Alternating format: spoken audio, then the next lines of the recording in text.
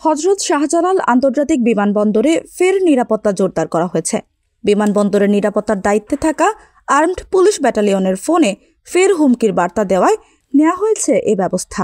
বিমানবন্দর সূত্র জানায়, বুধবার রাত 11টায় এপিবিএন-এর ডিউটি অফিসারের হোয়াটসঅ্যাপে মালয়েশিয়ার একটি নম্বর থেকে হযরত শাহজালাল আন্তর্জাতিক বিমানবন্দরে হুমকির বার্তা দেওয়া হয়েছে। বার্তার আদৌ কোনো সত্যতা আছে কিনা তা জানার চেষ্টা করছে বিমানবন্দর কর্তৃপক্ষ। এরপরই বিমানবন্দরের নিরাপত্তা জোরদার করা হয়। বিভিন্ন পয়েন্টে তল্লাশি চালানো হয়, তবে বিমানবন্দরে ফ্লাইট ওঠানামা স্বাভাবিক রয়েছে।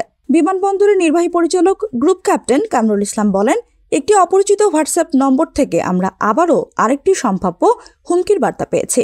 বার্তা পেয়ে নির্ধারিত প্রোটোকল অনুযায়ী বিমানবন্দরে দায়িত্বরত সব বাহিনীর সমন্বয়ে নিরাপত্তা জোরদার করা হয়েছে।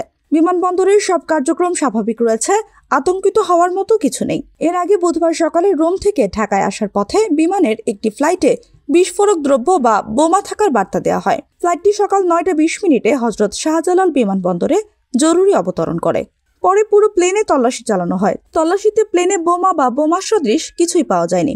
বিমানে ওই বিস্ফোরক থাকার বার্তাটি পাকিস্তানি নম্বর থেকে বিমানবন্দর এপিবিএন-এর ডিউটি অফিসারের হোয়াটসঅ্যাপ নম্বরে এসেছিল।